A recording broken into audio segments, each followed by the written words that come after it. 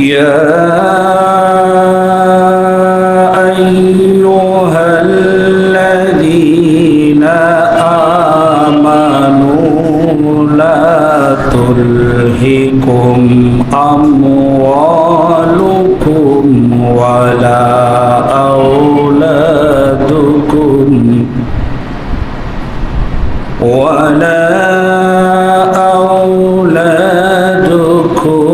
عن ذكر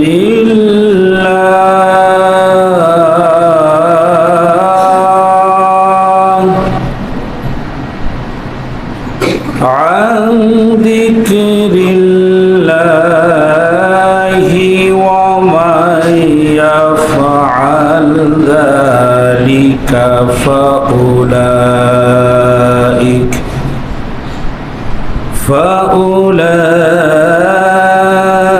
فأولئك هم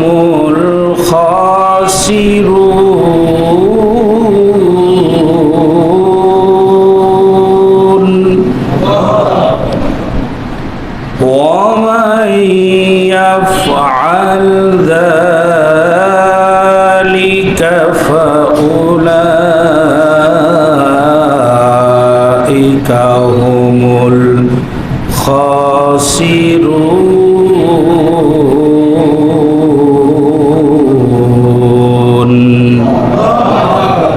وقال تعالى في شان حبيبه إن الله وملائكته يصلون على النبي يا أيها الذين آمنوا صلوا عليه وسلموا تسليما. اللهم صل على سيدنا مولانا محمد وعلى آل سيدنا مولانا محمد بلغ العلا بكماله كشف الدجى بجماله حسنت جميع خصاله صلوا عليه. होना ये फूल तो बुलबुल का तरन्नुम भी न हो, शम्न दहर में कलियों का तबस्सुम भी न हो, बलगल उला भी कमालिही कशफत दुजा बिजमालिही हसनत जमीअ खसालिही सल्लु अलैहि। मशरिक़े हुब्बे मुहम्मद मतलए दीवाने मा, मतलए खुर्शीद इश्क़ाश सीनाए सुजाने मा, बलगल उला बिकमालिही कशफत दुजा बिजमालिही हसनत जमीअ खसालिही सल्लु अलैहि। আলহামদুলিল্লাহ, শুকরিয়া আদায় করছি মহান আল্লাহ তাবারক তাআলার আলিশান দরবারে, যে মহান রব্বুল আলামিন আপনাকে আমাকে পবিত্র মাহে রমজানুল মুবারকে দুই ভাগ শেষ করে শেষের ভাগের সম্মুখ পানের পবিত্র জুমা মুবারকে আল্লাহ তাবারক তাআলা প্রিয় ঘর মসজিদে আসার বসার তৌফিক দান করেছেন। রব্বে করিমের দরবারে আলিশানে অন্তরের অন্তরস্থল থেকে শুকরিয়া আদায় করছি। হৃদয়ের সবটুকুন শ্রদ্ধা আর ভালোবাসা দিয়ে বিনয়ের সাথে বলছি আলহামদুলিল্লাহ। রব্বানা লাকাল হামদ হামদান কাসীরান তাইয়িবান মুবারাকান ফীহি ইয়া রাব্বি লাকাল হামদু কামা ইয়ানবাগি লিজালালি ওয়াজহিকা ওয়া আযীমি সুলতানিকা। লাকাল হামদু বিল ঈমান ওয়া লাকাল হামদু বিল ইসলাম ওয়া লাকাল হামদু বিল কুরআন ওয়া লাকাল হামদু ফি রমাদান। আল্লাহ তাবারক তাআলা যেন আমাদেরকে শুকরগুজার বান্দা হিসেবে কবুল করেন, বলছি আমিন। দরুদ এবং সালাম প্রেরণ করছি বিশ্ব মানবতার মুক্তির দূত, আখেরি জামানার চূড়ান্ত পয়গম্বর, বিধ্বস্ত মানবতাকে উদ্ধারকারী, নির্যাতিত, নিপীড়িত, নিগৃহীত আবাল বৃদ্ধ বনিতা নারী পুরুষ শিশু বৃদ্ধের জন্য উত্তম আশ্রয়স্থল, দিক বিদিক ছুটে যাওয়া দিশেহারা উম্মতের সঠিক পথ প্রদর্শনকারী, শাফাতের কান্ডারি, আমার আপনার প্রাণাধিক প্রিয় নবী মুহাম্মদুর রাসূলুল্লাহ সাল্লাল্লাহু আলাইহি ওয়াসাল্লামের প্রতি। সম্মানিত হাজিরিন, পবিত্র মাহে রমজান মাস শেষের দিকে চলে এসেছে। হয়তো আরেকটি জুমা আমরা পাবো ইনশাআল্লাহ। জুমাতুল বিদার আগের জুমা আল্লাহ সুবহানাহু ওয়া তাআলার পবিত্র কালামে হাকিম থেকেই যথারীতি আলোচনা শুরু করতে চাই। সম্মানিত ভাইরা, তদানীন্তন সময়ের জুমার খুতবা দেওয়া হতো অস্ত্র হাতে, তরবারি হাতে। এখন অস্ত্র আর তরবারির কথা বললে বলা হয় জঙ্গি। কিন্তু বিশ্বাস করেন, যখন মুসলমানদের এক হাতে ছিল তরবারি আর এক হাতে ছিল কোরআনুল কারীমের বাণী, ততদিন পর্যন্ত মুসলমানেরা ছিল পৃথিবীর শাসক। যতদিন মুসলমানদের এক হাতে ছিল তরবারি আর এক হাতে ছিল কোরআনুল কারীমের বাণী, ততদিন পর্যন্ত মুসলমানেরা ছিল পৃথিবীর শাসক। যখন মুসলমানেরা তরবারি আর কোরআনের বাণী ছেড়ে দিয়ে তসবিহের মাধ্যমে জান্নাত তালাশ করতে শুরু করেছে, তখন থেকেই মুসলিমেরা ইহুদি নাসারাদের দাসে পরিণত হতে শুরু করেছে। তখন থেকেই এ জাতির ভাগ্যে ভাঙন সৃষ্টি হয়েছে। মুসলিম তো দাস হওয়ার জাতি নয়, মুসলিম হলো গোটা বিশ্বকে শাসন করার জাতি। আল্লাহ তাআলা মুসলিমদের সঠিকটা বোঝার তৌফিক দান করেন, আমিন। সম্মানিত ভাইরা, দ্বিতীয় কথা হচ্ছে এই বাংলাদেশেও যে সকল নারী নির্যাতন, শিশু নির্যাতন, শিশু অপহরণ এবং তাদের পরিজনদের কাছ থেকে টাকা দাবি করায়, টাকা দিতে দেরি করায় শিশুকে হত্যা করা, জবাই করা, এই নৃশংস ঘটনা বাংলাদেশে ঘটতেছে।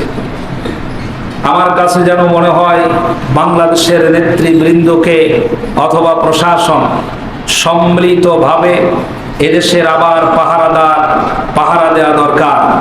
যারা এই কাজগুলো করছে তাদেরকে ধরে 90 দিনের সময় বেঁধে দিয়ে নয়, ফাইসালা অন দ্য স্পট,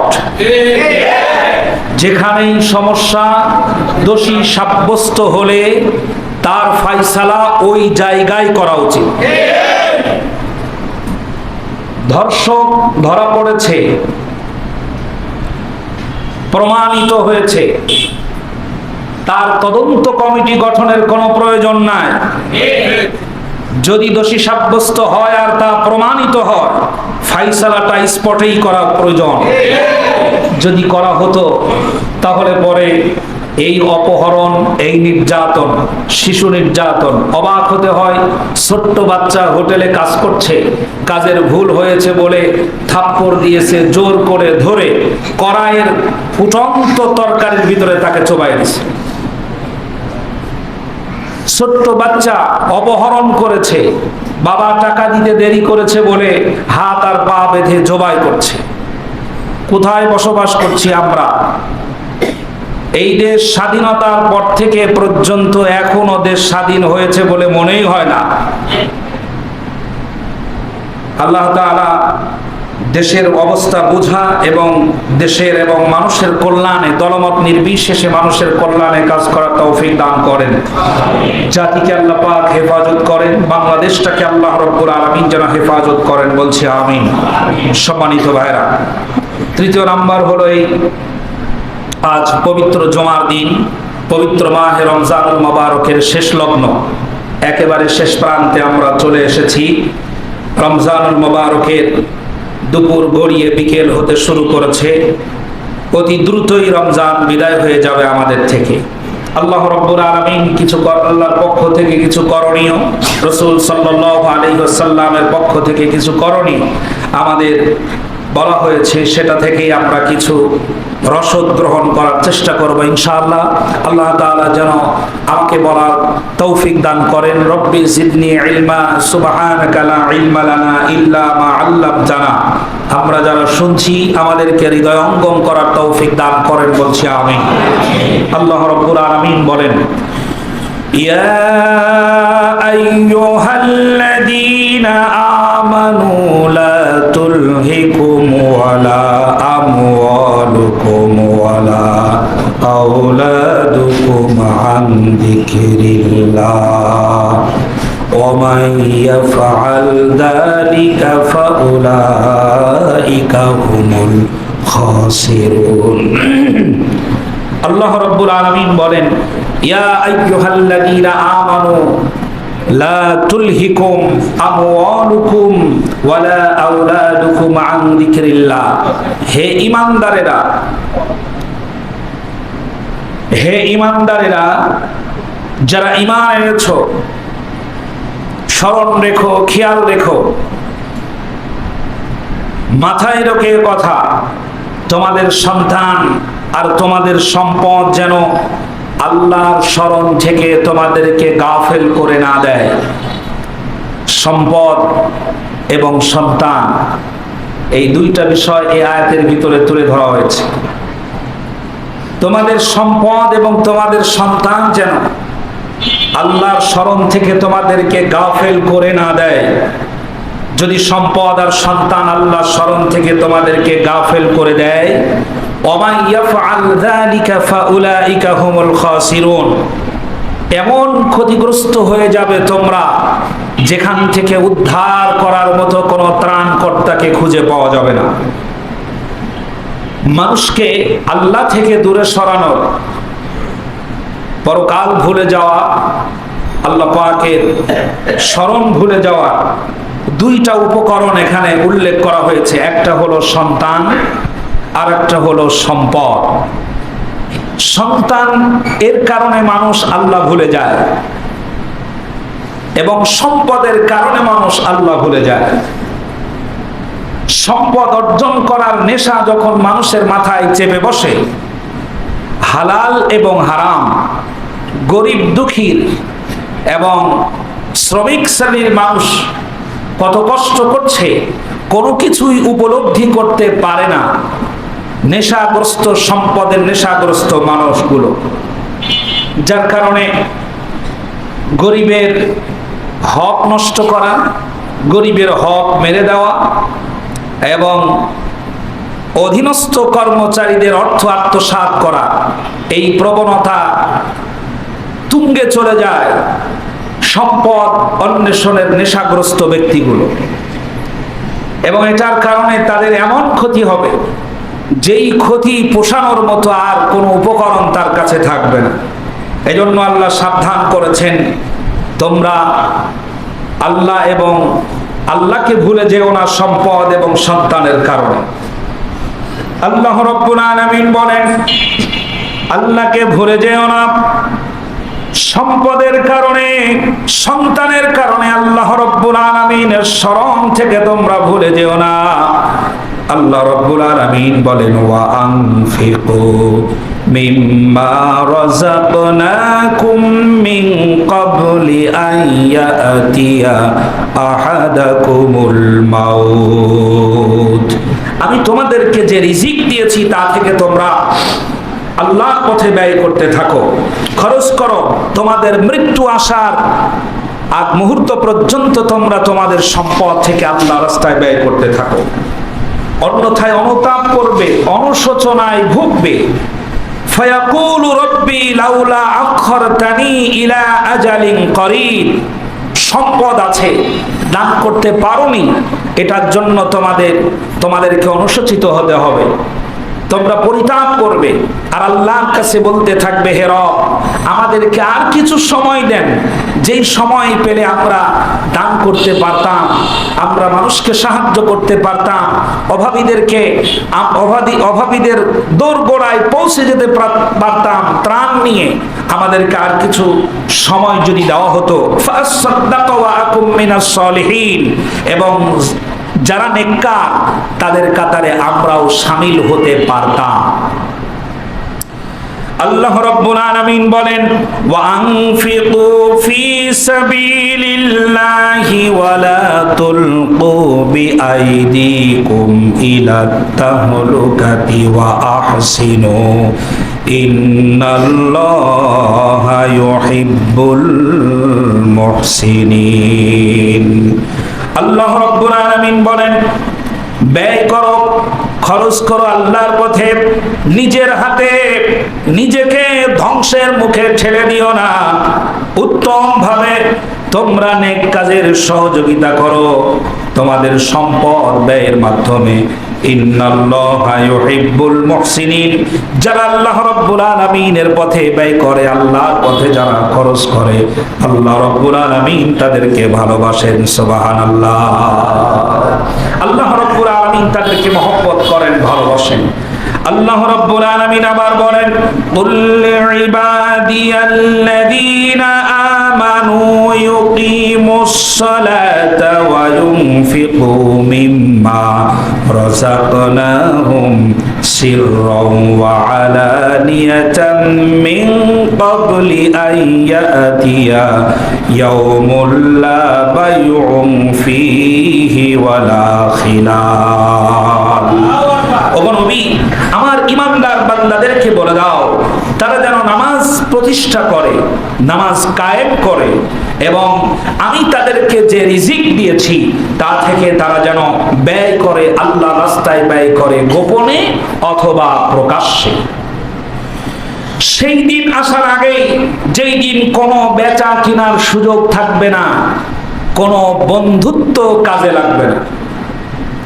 বর্তমান পৃথিবীতে মানুষ বিপদে পড়লে বন্ধুত্ব কাজে লাগায়।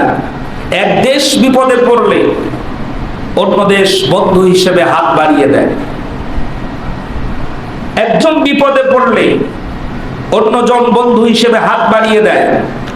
এই বন্ধুত্ব পৃথিবীতে কাজে লাগলেও মৃত্যুর পরে কোনো বন্ধুত্ব কাজে লাগবে না। সকল বন্ধু ভুলে যাবে, প্রতিবেশী ভুলে যাবে, এমনকি নিজের মা, বাবা, ভাই, আত্মীয় স্বজন, নেতা নেত্রী যারা আছে প্রত্যেকেই ভুলে যাবে। অন্য মানুষের কথা চিন্তা করবে শুধুমাত্র নিজের চিন্তা। এজন্য আল্লাহ রাব্বুল আলামিন বলেন, তোমরা ব্যয় করতে থাকো। আল্লাযীনা ইউনফিকুনা আমওয়ালাহুম ফি সাবিলিল্লাহ সুম্মা লা ইউতবিউনা মা আনফাকু মান্নাও ওয়ালা আদা লাহুম আজরুহুম ইনদা রাব্বিহিম ওয়ালা খাউফুন আলাইহিম ওয়ালা হুম ইয়াহজানুন। আল্লাহু আকবার। আল্লাহ পাক বলেন, যারা আল্লাহর পথে খরচ করছে, যারা খরচ করে আল্লাহর পথে ব্যয় করে, যারা দান করার পরে মানুষকে কষ্ট দেয় না, খোঁটা দেয় না, দানও করে আবার খোঁটাও দেয়। ইফতারি করাচ্ছে, সে ব্যক্তি আবার বলছেও তোমাদের খাওয়াচ্ছি না। লুঙ্গি উপহার হিসাবে দিচ্ছে, আবার খোঁটা দিচ্ছে, আমি না দিলে তো তোর ইজ্জত থাকতো না। অর্থ দিয়ে সাহায্য করছে, আবার খোঁটাও দিচ্ছে। আল্লাহ রাব্বুল আলামিন বলছেন, যে ব্যক্তি খোঁটা দেয় দান করে, তার দানের সকল সওয়াব বিনষ্ট হয়ে যায়। যখনই খোঁটা দেয় তখনই তার সকল সওয়াব বিনষ্ট হয়ে যায়। আল্লাহ রাব্বুল আলামিন বলেন, আল্লাযীনা ইউনফিকুনা আমওয়ালাহুম ফী সাবিলিল্লাহ, যারা আল্লাহর পথে ব্যয় করে, আল্লাহর পথে অর্থ খরচ করে, সুম্মা লা ইউতবিউনা মা আনফাকু মান্নাও ওয়ালা আযা, আর মানুষকে খোঁটা দিয়ে কষ্ট দেয় না, লাহুম আজরুহুম ইনদা রাব্বিহিম, তাদের পরিপূর্ণ প্রতিদান আল্লাহ রাব্বুল আলামিনের কাছে গচ্ছিত থাকবে। ওয়ালা খাউফুন আলাইহিম ওয়ালা হুম ইয়াহজানুন। আল্লাহ রাব্বুল আলামিন বলেন, তাদের কোনো চিন্তা থাকবে না, তাদের কোনো ভয় থাকবে না। যেই দিন ভয়ে মানুষ অস্থির হয়ে পড়বে, চিন্তা ঠেলায় মানুষেরা আঙ্গুল কামড়াতে থাকবে, ডান হাতের আঙ্গুল কামড়াতে কামড়াতে পুরো হস্ত খেয়ে ফেলবে, এরপরে বাম হাতের আঙ্গুল মুখের ভিতরে দিতে থাকবে। চিন্তায় মানুষের আঙ্গুল কামড়ায় কিনা? অফিসের বস হিসাব যদি না পেলে, তাহলে বাইতুল মাল সম্পাদক যে থাকে, অর্থ সেক্টরে যারা কাজ করে, হিসাব না মিলার কারণে দেখবেন চিন্তা বেশি হলে পরে অনেক সময় কলমের পেন, কলম চিবোয় না, কলম গালের ভিতরে দিয়ে চিবাতে থাকে আর হিসাব মিলাতে থাকে। মানুষের চিন্তা যখন তুঙ্গে ওঠে, মাথায় উঠে যায় চিন্তা, টেনশনে যখন আর কিচ্ছু ভালো লাগে না, তখন মানুষের আঙ্গুল চিবানোর স্বভাব যেমন আছে, পরকালে চিন্তায় মানুষেরা তাদের ডান হাতের আঙ্গুল চিবোতে চিবোতে পুরো হাত খেয়ে ফেলবে, বাম হাতের আঙ্গুল চিবোতে চিবোতে পুরো হাত খেয়ে ফেলবে। যখন দুটো হাত শেষ হবে, তখন তার চৈতন্য বোধ ফিরে আসবে, আমি চিন্তার ঠেলায় নিজের হাত খেয়ে শেষ করে ফেলেছি। আল্লাহ রাব্বুল আলামিন বলছেন, যারা দান করে, যারা আল্লাহর পথে ব্যয় করে, ওয়ালা খাউফুন আলাইহিম ওয়ালা হুম ইয়াহজানুন, যেদিন চিন্তার ঠেলায় মানুষের অস্থির হয়ে পড়বে, ওই দিন তাদের কোনো চিন্তাই থাকবে না। যেদিন ভয়ে মানুষ ভীত সন্ত্রস্ত হয়ে থাকবে, ওই দিন তাদের কোনো ভয় থাকবে না। আল্লাহ রাব্বুল আলামিন যেই চিন্তায় তারা নিমগ্ন থাকবে, ওই চিন্তা দূর করে জান্নাতের ফয়সালা করে দিবেন। আল্লাহ রাব্বুল আলামিন বলেন, ওয়ামা তুনফিকু মিন খাইরি ইউওয়াফা ইলাইকুম ওয়া আনতুম লা তুজলামুন। তোমরা তোমাদের সম্পদ থেকে যা কিছু খরচ করে থাকো, তার যথার্থ প্রতিদান আল্লাহ রাব্বুল আলামিন তোমাদেরকে দিবেন, আর তোমাদের উপরে কোনো জুলুম করা হবে না। যিনি যা দান করেছে আল্লাহ রাব্বুল আলামিন তার পূর্ণ প্রতিদান দিয়ে কিয়ামতের ময়দানে আল্লাহ পাক তার প্রয়োজন মিটিয়ে দিবেন।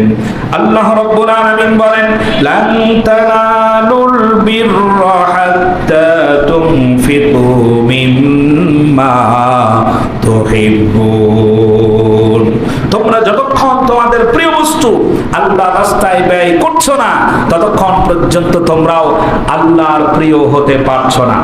মানুষের জীবনের, মানুষের কাছে, আমাদের কাছে সব থেকে প্রিয় হলো টাকা পয়সা, ঠিক? সব থেকে প্রিয় টাকা পয়সা, মূল প্রিয় বস্তু হলো টাকা পয়সা, অর্থ উপার্জন, টাকা উপার্জন করা। এই অর্থ উপার্জন, এই অর্থ যে আমাদের কাছে প্রিয়, এই প্রিয় বস্তু ব্যয় করার উত্তম সময় রমজানুল মুবারক, উত্তম সময় রমজানুল মুবারক। আল্লাহ রাব্বুল আলামিন বলেন, ইয়া আইয়ুহাল্লাযীনা আমানু আনফিকু মিম্মা রাযাকনাকুম মিন ক্বাবল আইয়াতিয়া ইয়াউমুল লা বাইউন ফীহি ওয়া খুল্লাতুন ওয়ালা শাফাআ। হে মুমিনগণ, তোমরা দান করো আমি যা তোমাদেরকে দিয়েছি তা থেকে, সেই দিন আসার আগেই, যেই দিন বেচা কিনার কোনো সুযোগ থাকবে না, যেই দিন কোনো বন্ধুত্ব কাজে লাগবে না, এবং যেই দিন কোনো সুপারিশ গ্রহণ করা হবে না, কোনো সুপারিশ গ্রহণ করা হবে না, সেই দিনের আসার আগেই তোমরা তোমাদের অর্থ থেকে, তোমরা তোমাদের রিজিক থেকে, সম্পদ থেকে দান করতে থাকো। দানের ব্যাপারে আল্লাহ রাব্বুল আলামিন এত কথা বলেছেন কোরআনুল কারীমে, তার একটা কারণ হলো গোটা মানব জাতি যেন কেউ না খেয়ে না মরে, কেউ যেন বিপদগ্রস্ত হয়ে না থাকে, কেউ যেন বেজার মুখে না থাকে, সবাই যেন হাসি খুশি থাকে, সবাই যেন শান্তিতে বসবাস করে, সবার ক্ষুধা যেন নিবারণ হয়। এই বিশাল জনসেবা করার জন্য আল্লাহ রাব্বুল আলামিন যে কোরআনুল কারীমে দানের ব্যাপারে এত বক্তব্য দিয়েছেন। আল্লাহ রাব্বুল আলামিন বলেন, আল্লাযীনা ইউনফিকুনা ফিস সাররাই ওয়াদ দাররাই ওয়াল কাযিমিনাল গায়যা ওয়াল আফিনা আনিন নাস ওয়াল্লাহু ইউহিব্বুল মুহসিনিন। আল্লাহ রাব্বুল আলামিন বলেন, যারা সচ্ছল অবস্থায় দান করে এবং যারা অসচ্ছল অবস্থায় দান করে, যাদের অবস্থা ভালো আছে, অবস্থা যখন ভালো থাকে তখনও দান করে, অবস্থা যখন খারাপ থাকে তখনও দান করে। আল্লাহ রাব্বুল আলামিন বলছেন, যারা অবস্থা ভালো থেকে দান করে এবং খারাপ অবস্থায় দান করে, আল্লাহ রাব্বুল আলামিন তাদেরকে মহব্বত করেন, ভালোবাসেন। সুবহানাল্লাহ। অবস্থা এখন ভালো আছে বলে দান করলাম, যখন অবস্থা খারাপ হয়ে যাবে তখন দান থেকে মুখ ফিরিয়ে নেওয়ার কোনো সুযোগ নাই। তখন কম আর এখন বেশি, এটার পার্থক্য হতে পারে। যখন অবস্থা ভালো ছিল তখন আপনি দিয়েছেন অনেক বেশি, যখন অবস্থা খারাপ তখন দিয়েছেন কম, এটা হতে পারে। কিন্তু দানের নিয়ম, দানের যে ধারাবাহিকতা, এইটা চালু রাখতে হবে। আল্লাহ রাব্বুল আলামিন বলেন, ওয়ালা ইউনফিকুনা নাফকাতান সাগীরাতান ওয়ালা কাবীরাতান ওয়ালা ইয়াকতাউনা ওয়াদিয়ান লিল্লাযী ইল্লা কুতিবা লাহুম লিয়াজজিয়াহুমুল্লাহু আহসানা মা কানু ইয়ামালুন। আর তারা অল্প দান করুক অথবা বেশি দান করুক, সমস্ত দানই তাদের নামে আলাদা আলাদা ভাবে রেকর্ড করা হবে এবং কিয়ামতের ময়দানে তার পূর্ণ প্রাপ্য আল্লাহ রাব্বুল আলামিন তাদেরকে বুঝিয়ে দিবেন। সুবহানাল্লাহ। আল্লাহ রাব্বুল আলামিন বলেন, ওয়া ইন তুবদুস সাদাকাতি ফানি'ম্মা হিয়া ওয়া ইন তুখফুহা ওয়া তুতুহাল ফুকারা আফাহুয়া খায়রুল লাকুম ওয়া ইউকাফিরু আনকুম মিন সাইয়্যাতিকুম ওয়াল্লাহু বিমা তা'মালুনা খাবীর।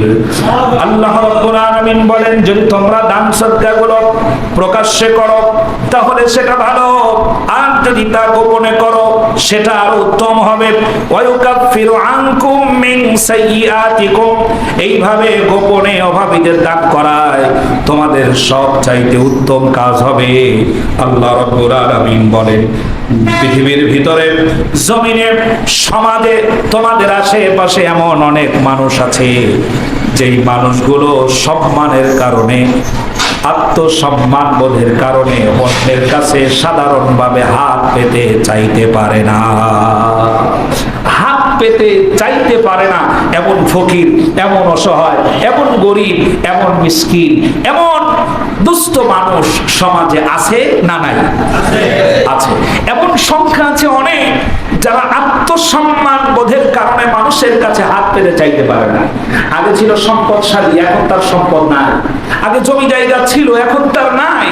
আগে সম্পদ, বাড়ি গাড়ি সবই ছিল, কিন্তু ভাগ্যের চক্করে নিজের কর্মদোষে ক্ষতিগ্রস্ত হয়ে পড়েছে, ঋণগ্রস্ত হয়ে পড়েছে, এমন অভাবের মধ্যে পড়ে আছে যে তার বাজার করার অবস্থাও নাই। তারপরেও মানুষের কাছে চাইতে পারছে না। পাশে তার ভাই আছে, অনেক ধনাঢ্য ব্যক্তি, বলতে পারছে না ভাই আমাকে 10-20 হাজার টাকা দিয়েন, আমি ঈদের প্রয়োজনটা মিটাতে পারি। একথা সে বলতে পারছে না, সম্মানের কারণে বলতে পারছে না। আল্লাহ রাব্বুল আলামিন বলেন, তাদের চেহারার দিকে তাকাও, তারিফুহুম বিসীমাহুম লা ইয়াসআলুনান নাসা ইলহাফা।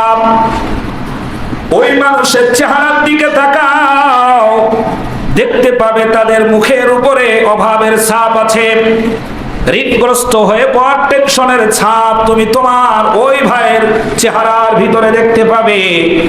রাতের অন্ধকারে অথবা একাকিনী দলবদ্ধভাবে যে কোনো অবস্থায় তার বাড়িতে যদি সাহায্য পৌঁছাই দিতে পারো, এটাই হবে তোমাদের সবচাইতে উত্তম দান। আর মনে রেখো, জান্নাতে যাওয়ার জন্য এই দানগুলোই তোমার সবচাইতে কার্যকর ভূমিকা পালন করবে। সুবহানাল্লাহ, সুবহানাল্লাহ। আমরা দান করাকে ছোট মনে করি। যিনি দান নেন, যাকে যাকাত দিচ্ছেন তাকে আপনি ছোট মনে করছেন, যাকে ফিতরা দিবেন তাকে আপনি ছোট মনে করছেন, যাকে আপনি সাহায্য করছেন তাকে আপনি ছোট মনে করছেন না। আপনার দান গ্রহণ করা ব্যক্তি ছিল বলেই আপনি এই সম্মানটুকু পাচ্ছেন। যাকাত গ্রহণ করার মানুষ যদি না থাকে, তাহলে আপনি এই সম্মান অর্জন করবেন কিভাবে? বাংলাদেশে যদি কুরবানির গোশত নেওয়ার মতো কোনো গরিব মানুষ না থাকে, তাহলে আপনার উপরে দায়িত্ব পড়বে এই কোরবানির গোশত এক জায়গায় করে পাশের দেশের মানুষকে সাহায্য করা। যদি দান গ্রহণ করার মানুষ কেউ না থাকে দেশে, তাহলে পরে দায়িত্ব এসে পড়বে আপনার দানগুলো একত্রিত করে, ফিতরা, যাকাত, দান, সাদকা যা আছে সব এক জায়গায় জমা করে রাষ্ট্রীয়ভাবে অন্য কোনো গরিব দেশে তা পাঠিয়ে দেওয়া। প্রিয় ভাই সব, আমাদের দেশে গরিব লোকের অভাব আছে? আমাদের দেশে এখনো এমন আছে কোরবানির দিনে গোশত পাই নাই বলে নবীনগর স্ট্যান্ডে গিয়ে কোরবানির গোশত কিনে খায়। এ মানুষ আছে না নাই? আছে। অথচ আমার দেখা এখানে অনেক মানুষ আছেন যারা কোরবানি দেন, দিতে দিতে সব গোশত বিলিয়ে দিয়েছেন, তারপরেও অন্য একজন মানুষ ওই নবীনগরে গিয়ে গোশত কিনে আনছে। তার কারণ কি? কারণ হলো এই বন্টন হয় নাই ঠিকঠাক মতো। বন্টন ঠিকঠাক মতো হয় নাই। যারা চাচ্ছে, প্রত্যেক বাড়িতে বাড়িতে যারা চাচ্ছে, গোশতের পাহাড় জমাচ্ছে। এই গোশতগুলো নিয়ে গিয়ে আমি নিজে দেখেছি, এই আপনার মিরপুর 1 নম্বরে মাজারের সামনে এক বিশাল গোশতের দোকান। সন্ধ্যার সময় আমি গিয়েছিলাম ওইদিকে, আমাদের মনির ভাইয়ের মোটরসাইকেল দিয়ে গেছিলাম এই দিক দিয়ে, যাইতে গিয়ে দেখি বিশাল এক বাজার। আমি ওখানে দাঁড়ানোর পরে দেখি শুধু গোশত আর গোশত। এক ভাইকে জিজ্ঞেস করলাম, ভাই এখানে মহিষ না গরু জবাই হয়েছে? তো তখন বলছে না, এটা কোরবানির গোশত, অনেকে বিভিন্ন জায়গা থেকে চেয়ে আনছে, এখানে এসে বিক্রি করছে। আবার সেখান থেকে দেখেন বিক্রি করা কোরবানির গোশত ক্রয় বিক্রয় সম্পূর্ণরূপে হারাম। মনে থাকবে কথা, কোরবানির গোশত ক্রয় বিক্রয় সম্পূর্ণরূপে হারাম। এবং যারা আপনারা গোশত দিচ্ছেন, দিতে দিতে সমস্ত গরু, টোটাল গরু আপনি ব্যয় করে ফেলছেন, তারপরেও অভাবী মানুষ, প্রকৃত অভাবী যিনি, তিনি পান নাই। তিনি তার সন্তানকে কি বলে বুঝ দেবে? বিকেল বেলা টাকা হাতে করে গোপনে চলে গেছে বাজারে, সেখানে গিয়ে দেখে কিছু জায়গায় গোশত বিক্রি হচ্ছে। আত্মসম্মান বোধে দূরে দাঁড়িয়ে অন্য একজনের হাতে ব্যাগ দিয়ে তাকে দিয়ে গোশত কিনে এনে সেইটা বাড়িতে রান্না করে খাচ্ছে। এমন মানুষ এই সমাজে আছে নাকি নাই? যদি থাকে, তাহলে এই দান, এই সাদকা, এই ফিতরা, এই সাহায্য সেই মানুষগুলোকে যাচাই করা অত্যন্ত প্রয়োজন। যারা সম্মানের খাতিরে চাইতে পারছে না, আত্মসম্মান বোধের কারণে হাত পেতে বলতে পারছে না আমাকে যাকাতের কিছু টাকা দিয়ে। কিন্তু আল্লাহ পাক বলছেন জাহেল যারা, মূর্খ যারা, অজ্ঞান যারা, তারা এই না চাওয়া বিষয়টাকে মনে করে, যারা চায় না তারা ধনী। একটা ডায়লগ আছে, না কাঁদলে মা দুধ দেয় না, ডায়লগ আছে না একটা? এই আয়াত দিয়ে এই ডায়লগটাকে ভেঙ্গে চুরমার করে দেওয়া হলো।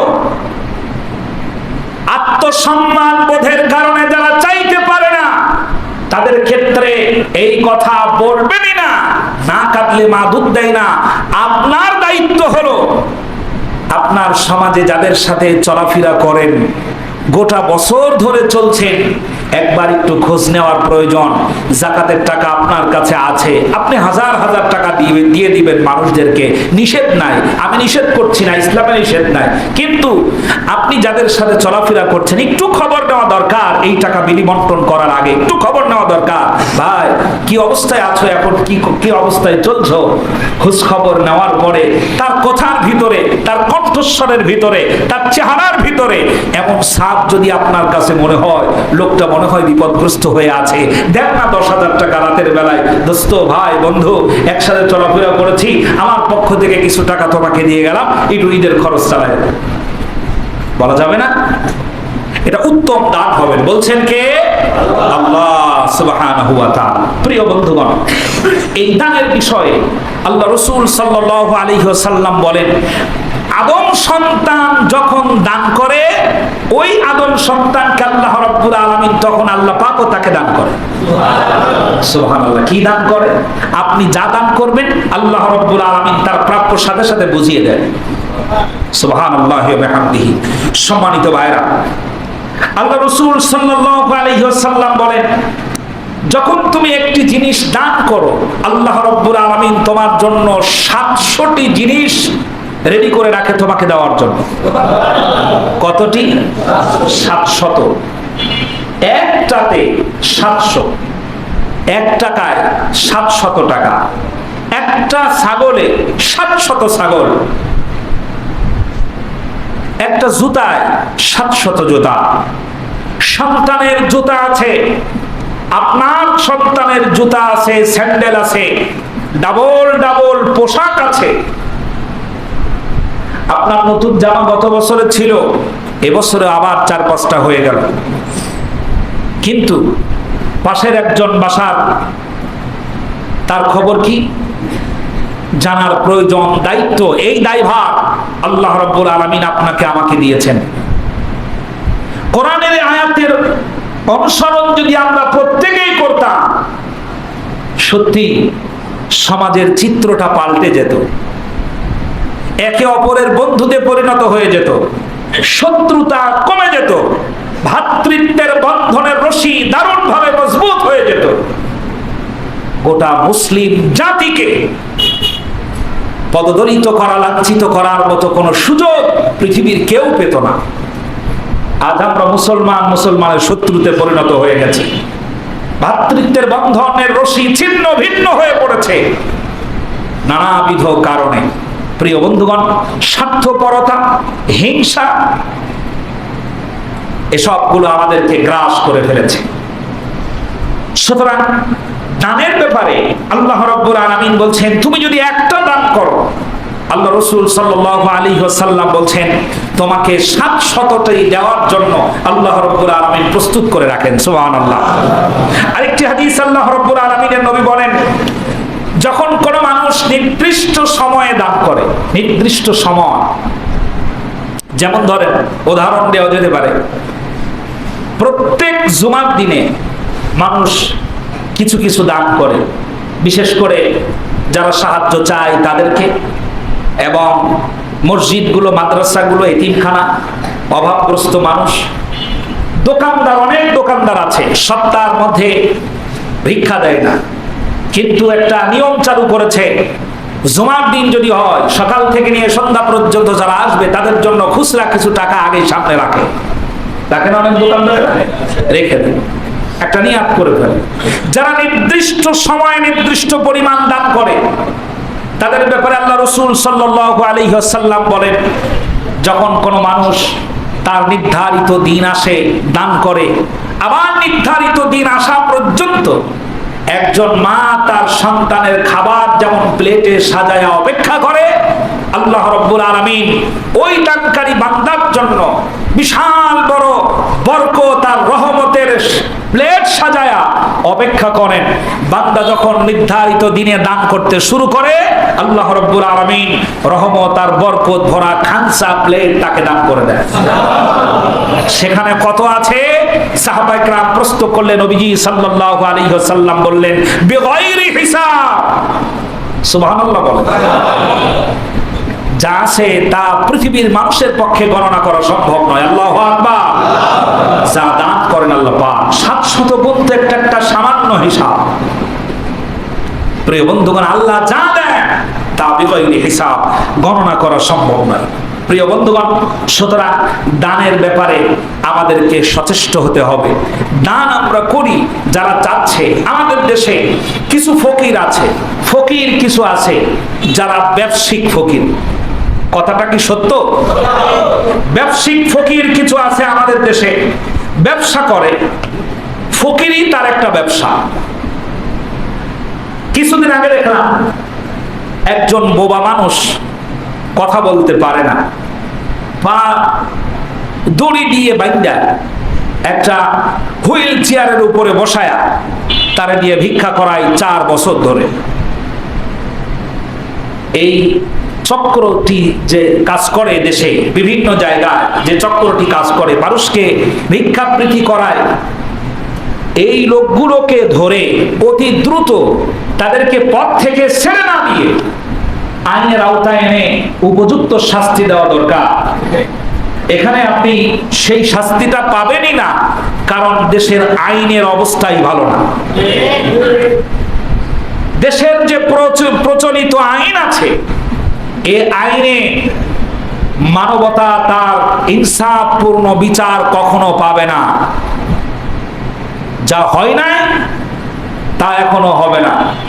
যে সংবিধান আমাদের দেশে প্রচলিত আছে, এই সংবিধান বাতিল করে আল্লাহর দেওয়া সংবিধান প্রতিষ্ঠা করলে পরে সঠিক বিচার পাওয়া যাবে, এছাড়া সম্ভব নয়। আপনি যদি তার পক্ষে স্লোগান দিতে চান, বলতে চান, তাহলে আমি আপনাকে বলতে পারি, চ্যালেঞ্জ করে বলতে পারি, এই 53-54 বছরের ভিতরে আপনার প্রচলিত, আপনার রচিত, আপনাদের তৈরি করা সংবিধান দিয়ে একটা অন্যায়েরও শাস্তি যথাযথভাবে বাংলাদেশে করা সম্ভব হয় নাই। ধর্ষণ, চুরি, ডাকাতি, ছিনতাই, রাহাজানি। আমার দলের লোক যদি সরকারে থাকে, সংবিধান আমার, ঠিক কিনা? আপনার দল যদি ক্ষমতায় থাকে, সংবিধান আপনার। দলীয় লিডার ফোনের মাধ্যমে সংবিধান চেঞ্জ হয়ে যায়, আর আল্লাহ রাব্বুল আলামিনের সংবিধান কোনো কারণে কোনো অবস্থাতেই চেঞ্জ হয় না। সুবহানাল্লাহ। হযরত ওমর রাদিয়াল্লাহু তাআলা আনহু নিজের সন্তানের বিচার করে গোটা বিশ্বকে দেখিয়ে দিয়েছে, আল্লাহর আইন প্রয়োগ করতে যারা তোমাদের কলিজায় এক বিন্দু পরিমাণ মায়ার মহব্বতের সৃষ্টি না হয়, আর যদি আমার দলের লোক হয়, ধরা পড়েছে অস্ত্র সহ, ধর্ষণ করতে গিয়ে স্পটে ধরা পড়েছে, জনগণের হাতে গণধোলাই খাওয়ার পর পুলিশের হাতে সোপর্দ করেছে। তারা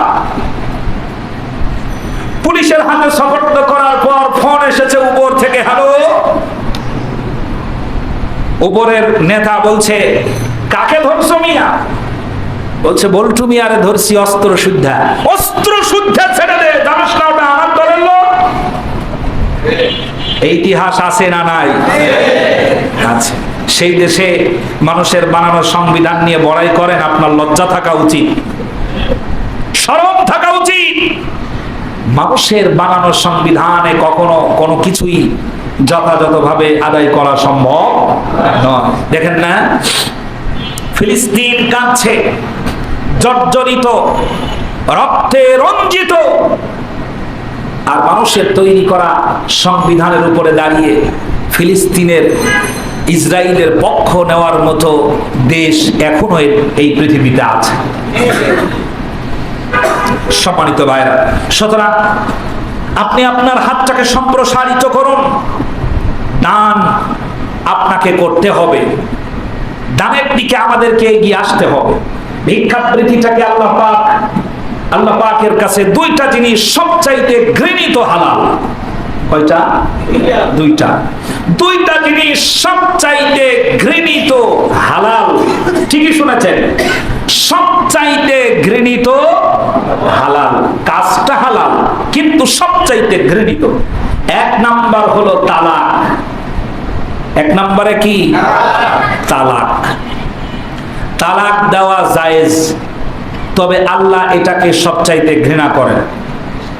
কিন্তু প্রয়োজন যদি হয়, তালাক আপনি দেওয়ার অনুমতি আছে শরীয়তে, কিন্তু আল্লাহ এটাকে পছন্দ করেন না। তার মানে হলো এই, এমন কিছু করোনা নারী পুরুষ উভয় যেন তালাক পর্যন্ত পৌঁছায়। দুই নাম্বার হলো ভিক্ষাবৃত্তি, মানুষের কাছে চাওয়া, এটা আল্লাহর কাছে সবচাইতে ঘৃণিত হালাল। ক্ষুধার তাড়নায় মানুষের কাছে চাইতে হবে আপনাকে, চাইতেই হবে আপনাকে, এটা হালাল, কিন্তু আল্লাহ এটাকে পছন্দ করেন না। তার মানে এই না পছন্দ করার মাধ্যমে আল্লাহ পাক কাজের প্রতি আপনাকে উদ্বুদ্ধ করেছেন। আপনি কাজ করুন, আপনি কাজ করুন, শ্রম দিন। আমাদের দেশের ফকিরদেরকে আপনি কাজ করাতে পারবেন?